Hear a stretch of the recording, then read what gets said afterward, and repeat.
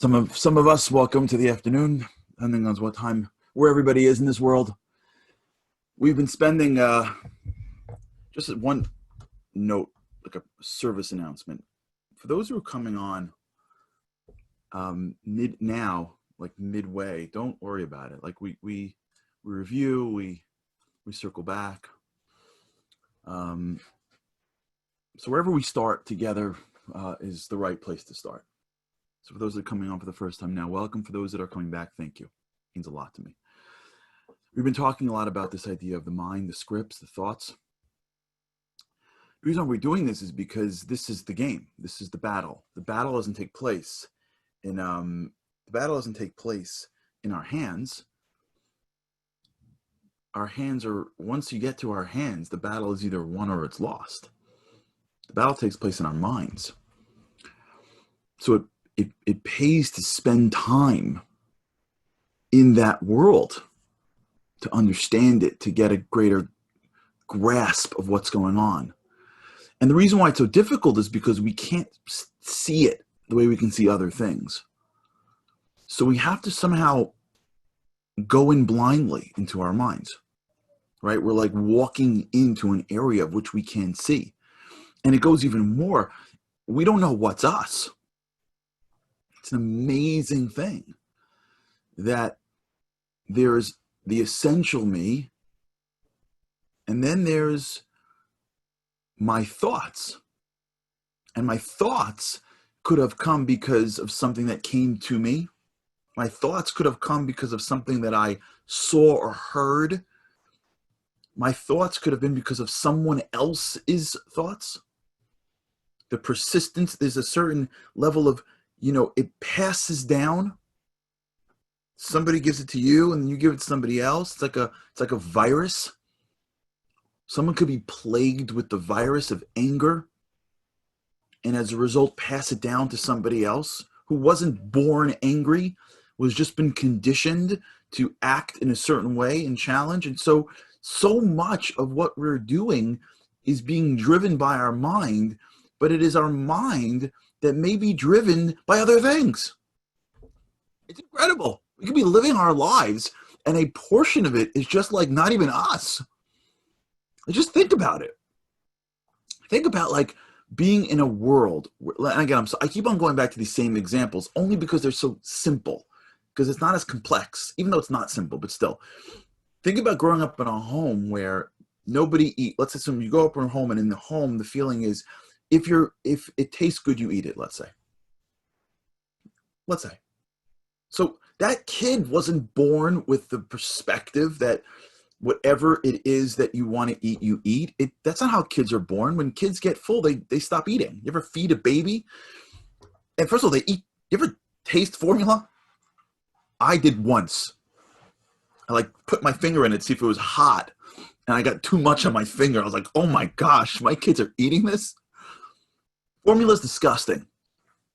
And the kids eat it. And when you give them too much formula, they spit it out. You know why? Because we're born with this concept that food is medicine. Food isn't a playground of being able to just use our mouths as pleasure centers and then making us pay for it in our bodies. It's medicine. It's supposed to be there to make us stronger. And the reason why it tastes good is because God's good to us. And there are things that taste good and make sure it works. How we turn food into like some target of our pleasure, it's just sort of a Western concept of let's just gorge. We didn't get that growing up. We didn't get that. We weren't born with that. We got that. So much of what we're doing, whether it's in our actions or it's in our minds, could be just given to us. We're like just passing it on. We're not even like there. And one of the things that we're trying to hit at here is this idea that there is a difference between who I am and even for sure who I am and what I do. That's what we did 3 weeks ago. What we're going into now is there's a difference between who I am and how I think, or what I think. Not how I think, what I think. That's a big separation that needs to take place. It could drive you crazy if you overthink it, so don't. But if you underthink it, it can leave you like a robot. if you're plagued by your thoughts, it can leave you like a robot. And there are people like this. A lot of people like this. I've got friends of mine who are psychologists, psychiatrists. They tell me all the time. There are people that walk in and they're like, it's just too hard to control or try to get a handle on my thoughts. For some people, they need medicine. That's okay. That's cool. That's why we have doctors. It's like, there's some people that need, okay, wonderful. Some people don't. It's just hard to control your thoughts. And they don't want to. They just want something. And maybe if it's not an actual pill, maybe it's hours in front of a screen. I don't know. Maybe it's destructive behaviors. Maybe it's not controlling yourself. It's because we haven't yet found the I that can stand above the thinking and determine which of these thoughts we're going to go with and which of these thoughts we're not. Yesterday, we introduced the concept of separating self from thought. And in the beginning, it's going to sound, I don't know what the right word is. I feel like it sounds a little weirdish. Like, the word's not weirdish. It's like, it's like sometimes we like things that are like hard. I can touch it. I can taste it. I can feel it. The minute we get to like thinking and I am my thoughts, I'm not my thoughts, some people feel like, nah. It's too new agey for me. But we spoke about this concept yesterday, and we used this example of a projector. At least the projector that I made up. I don't know if it's actually what happens, but the concept is there, which is the projector is the mechanism that takes the film as it passes through and shines a light in it. And it is the light that gives life to that image. Because the people sitting in the theater, all they're looking for is the image. And they think the image is real. In fact, they think the image is so real that if somebody in the movie dies, they cry. Now, that person who dies could have gotten an Academy Award for dying. They could be living in the biggest mansion in Beverly Hills because they're the best dyer in Hollywood. But they're still crying because it's so real in the moment. If you think about the process, the moment that image became real, even though it's not to the person, is the moment, not when the film came out. You need the film, obviously, but not when the film comes, because if that film goes up and goes around, that reel, and the projector ain't working, they're not seeing anything on that screen. So understand that if you think about the you, the I, you, the essential you, which, by the way, we can never know what that is. We can never understand what that is. All we can do is use the process of elimination to know what it's not, and then assume that whatever left it is until we know what else it's not.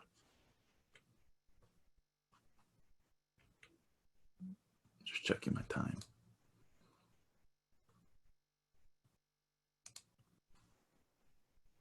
Right, Frank Nitty. Ken got it. That was yesterday. Right, Ken? Awesome. So if we can understand where we're at, the film that comes through is our thoughts. It comes at us, right? It's got real images on it. It's got detail on it. All of a sudden, we're sitting there and like, I'm back. For those who pray regularly, you go back all the time. Like, always. The minute you have to concentrate on one thing, it's amazing. I could be like literally trying to say a few words, and I'm like back in like 12th grade. I'm like in like the middle of a conversation with someone. Like, how did I even get here? They're thoughts, neuroconnections, thoughts. They pass by that. You, the essential I, is the one that is going to determine how much light to give to each thought. If something comes by and you shine a light, now if you've got no control over the I, if there's no space between you and your thoughts, then every thought is either, usually the thoughts that are the scariest or the hardest are the ones that get the most light. because you're relying on your natural survival mechanism. So if you're going to think, I could do it, and then you're going to think, I can't do it. Well, if you have to choose between I could and I can't keeps you safer. That's how it works. It's like this whole thing. I'm not going to get into quarantining for a second. I told you this whole thing, whatever. Fine, I'll get into it. Somebody took a test in our family, and in speaking to the doctors, they realized that because that person had antibodies, they shouldn't have taken a test. So they most likely don't have the virus. And then they retook it and they still don't have the virus. So now in speaking to the doctors, they said, well, I know you probably don't have it, but you got to quarantine anyways for 14 days. We said, how come? And they said, because we don't really know. So because we don't really know, like, we play it safe. I can't. Now, whether they're right or wrong is irrelevant. I can't is always the safer move. Just play it safe, stay home. Because if you, God forbid, if someone has it, it's not worth the risk. So whenever your brain is given the choice between you're good or you're bad, I can or I can't, you're always going to choose I can't. Because I can't will always keep you safer. So if you're indiscriminate, if you're not going to look at your thoughts in any difference, if there's no I that's part of this thinking process, if everything is the same, what's going to happen is as the thoughts come into your mind that are the ones that are going to keep you safe, it will automatically take preference. You'll automatically seek to confirm how you feel because that feels better. And there's a certain safety in being right. That's why people hang out, people that are just like them. It's an incredible concept. You hear someone with a different opinion and you can't handle it. There are people getting divorced because they are voting for two different people for president. I mean, just think about that concept, that I have a different belief than you as to who should run this country. And as a result, I can't live with you. That idea that if it's hard for me to deal with it, then that thought that's coming into my head that is more challenging is going to get more attention.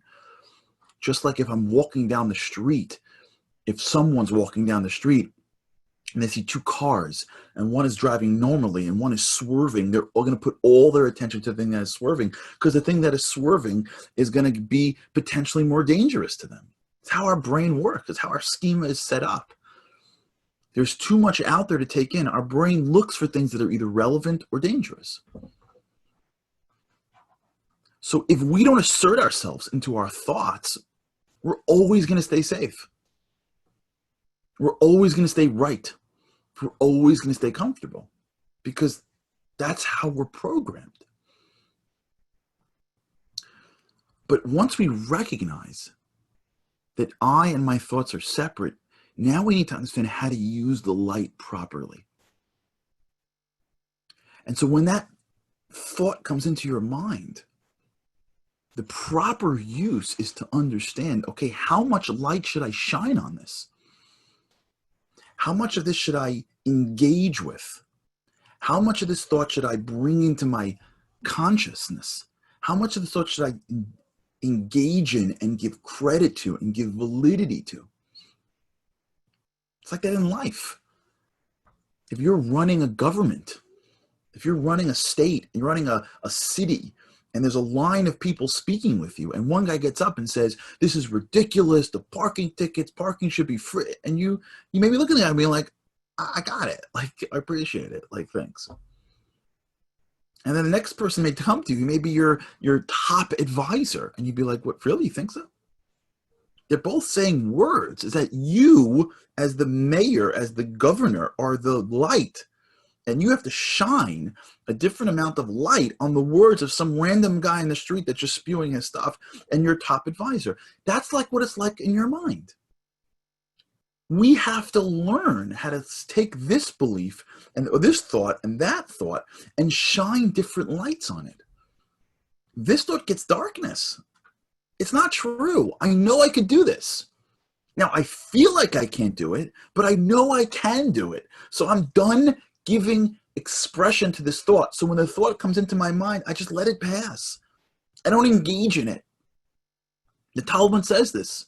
The Talmud says that when you deal with people, when you deal with fools, the way you deal with the fool is you don't engage the fool in regular matters. In certain matters you should, but when that foolish thought comes in that you know is not true, because you've done it and it's been okay, or that person can't be that bad, or the kid is not trying to be malicious, he's a kid, or the person is not, when all that stuff, 20-30% of our day that is just, we know is just our insecurities, or just our hang-ups, or just our grudges. As that passes by, we can't stop that thought. You can't stop that film from coming down. And here's the problem. We try to. I shouldn't be thinking that. Why am I thinking that for? Why am I thinking like this for? When the thing comes down, just let it go. Stare at it and go, am I still thinking like that? It's as relevant to you as the ticker. If you invest in the stock market and you look at a ticker, for those of you who know, who are in Wall Street or know Wall Street guys, they've got these terminals at their desk, and one of the pieces is these, I think these tickers. So they're looking at the ticker half, and they're looking all day. But guess what? They're only looking for the stocks that they care about. Those thoughts are coming by you all day. There's stuff that just passes right by. You almost laugh at it, like it's funny to you that like you're still thinking about this. By doing that, you're separating yourself. And by separating yourself, you are enabling those thoughts to not have expression in your mind. Hold on one second. Let me just turn on the lights here. That's a little better or not.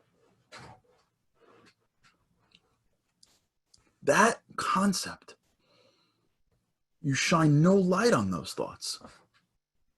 And then there are other thoughts that are like sort of, You shine a little light on the thoughts. When I mean shine light, I mean you bring them into your mind. And then there are other thoughts that you have to hold on to. You ever had this before? If anyone ever did anything in public, this happens all the time, at least to me or others. Anything you do in front of other people, anything, your business, your career, your family, you can do something, people can go, that was great. You can get 10 that was greats. One person goes, I don't like that. And you come out and all you're thinking is, it was terrible. Why?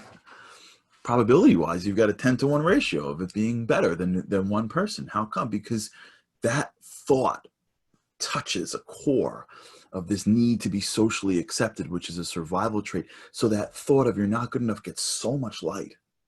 And the thought that you are good gets nothing. But once you understand that how you feel is just a thought, you can now hold on to that I am good and bring it into your mind and think about that. Not to be arrogant, but to build the confidence that you're going to need before you get into the next thing that you're going to do. And you can look at the thing that I'm not good enough and just let it pass. Okay, the guy's a hater. Or maybe there's something I can learn about it. To be lost in that thought and that pain. And we have that ability to do that. There's a book that I remember reading. I pulled it off my shelf. I don't really know who this guy is. Someone sent it to me. It's called I Can Make You Happy by a guy named McKenna. I'm not vouching for it. I'm just saying I found it on my shelf. I thought about you guys. And this guy basically says he's like a hypnotist. And he explains how the way he can make somebody happy, he sits them in his office and he has them remember the past. This is what he does. And as you remember the past, for there's some thoughts that are really plaguing them, he like has them turn the colors off and the sound in their mind, sound and colors, until it's like a black image. And for the stuff that he wants to grow them in, he has them remember the moment where they've been successful, and then he has them visualize more colors, more sound. And the more they do that, the greater that feeling is on them and how it starts to change how they think. It's just an idea, but the concept is the same. It's hard. What I'm talking about today is super hard. Is that NLP? I didn't even know that. Leron says it's NLP. It's hard, but we need to engage in hard stuff to win. We're living in if you look at the world today, the world is engaged in war. It's hard to be a spy. It's hard to engage in really difficult aspects of war, but you're not going to win if you don't play. This is hard work, but it's worth our efforts. And if all we do is get a little bit better, it's worth it. So how? So here's what I want you to do today. I just want you to try to see if you can watch some of your thoughts. Just try a little bit when you have a thought that comes throughout your day, just to try to like envision yourself as separate from that thought. If you can just break away a little bit and say, is that me or is that my thought? And then if you can possibly let a bad thought pass, just one bad thought, someone says something you don't like, just let it just go by. Just give it nothing, like as if you're watching it on a ticker. We'll start to build the muscles of our minds. And then over the next few days, we'll talk about how those muscles are actually shaping our beliefs, which is changing our schema, which is how we can build this as a ritual, which can make this automatic. We'll get there with God's help. All right. So for those that came in for the daily boost today, thank you so much. Have an incredible day. And with God's help, I can't wait to see you again tomorrow.